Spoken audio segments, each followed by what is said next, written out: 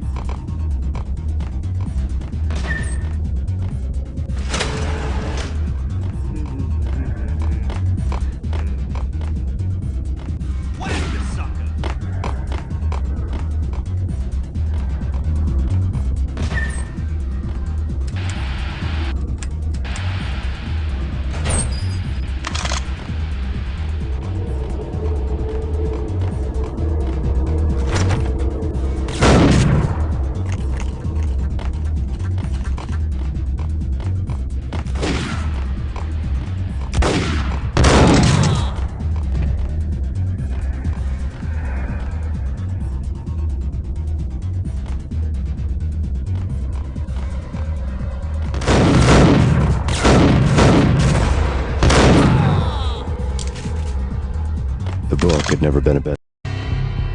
Given the setting, I was surprised to find that somebody had been passing time reading. The paperback was entitled The Age of Murder and Storm. The blurb on the back mentioned Norse mythos and Ragnarok, the end of a Viking world with a terrible winter that covered the earth in ice, when vile crimes were rampant and all humanity lost. I could see how somebody impressionable might get it into their head that we were at the end of time. I was also beginning to see what the nightclub and its owner were all about.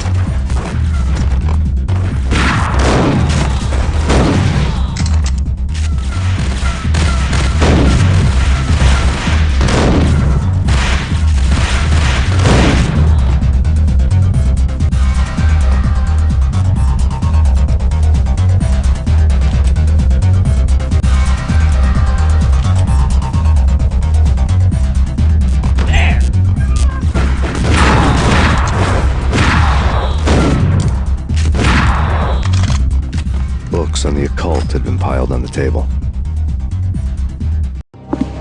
The room was stacked with light reading, such as Necronomicon, Witchcraft, and Paradise Lost. Old exotic titles like Malleus Maleficarum and De Umbrarum Reini Novum Portus. Books with pentagrams on their covers, all dealing with the occult and the infernal, lying between stacks of horror videos and a couple of Ouija boards. The only thing I could take seriously was the thought of Lupino taking it seriously. He had been spending a lot of time getting intimate with the guy downstairs.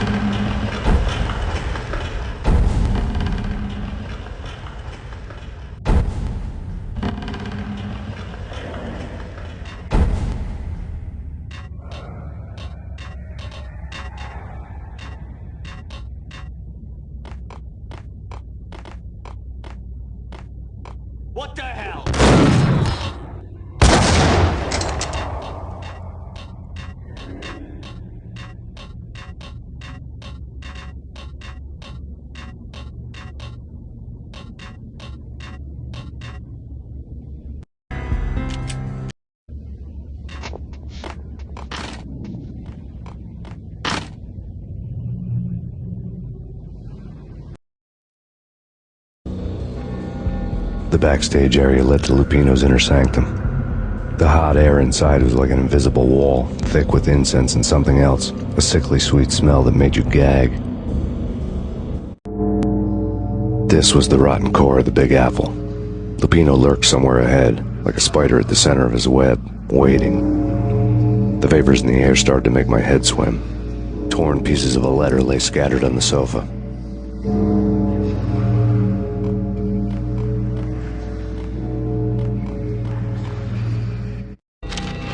Punchinello had threatened Lupino in writing. The note had been torn to pieces, bloody fingerprints all over them. Don't want you to think that one of my boys is not playing with a full deck. Shape up, Jack. We are running a business here. I'd hate to send the trio to strong-arm you. The trio were the Don's notorious henchmen. It was obvious that Lupino hadn't been intimidated by the threat.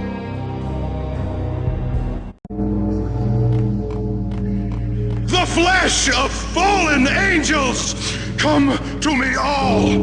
Astaroth, Beelzebub, Asmodeus, Baphomet, Lucifer, Loki, Satan, Cthulhu, Lilith, Ella! Blood to you all!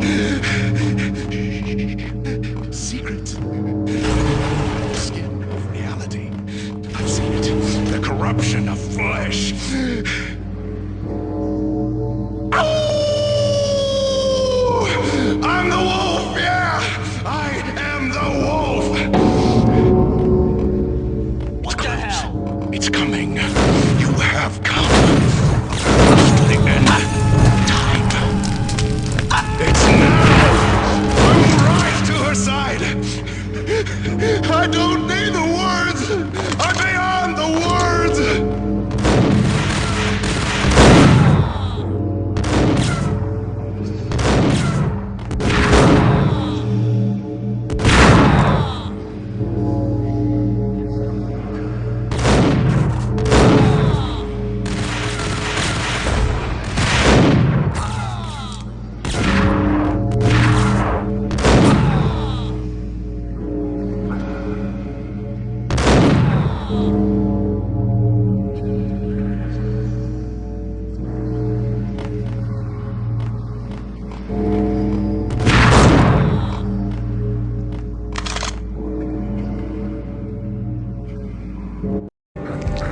I had known there'd have to be a catch in it somewhere, and this one was the Empire State Building of catches. Lupino was pumped up and dying to go 15 rounds with a mutant alligator.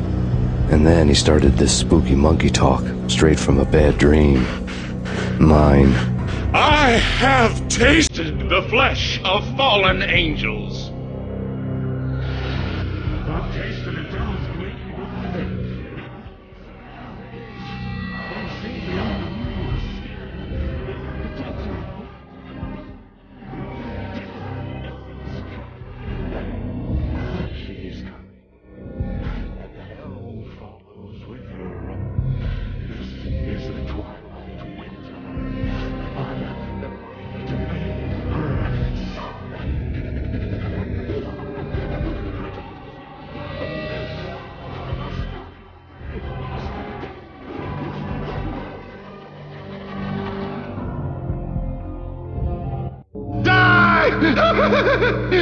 You'll die! You'll die! Now!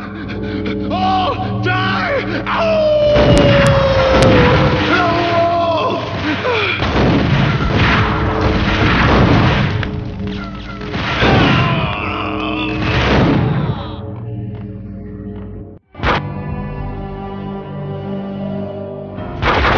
When Lupino finally went down, I wanted to make real sure he'd stay that way. V was a bad monster. Turned them into friggin' zombie demons from outer space. I think he's dead already. Huh? And that's when it happened. But dead or not, you've got the wrong guy. In stepped this knockout femme fatale holding a gun to my face. I returned the favor.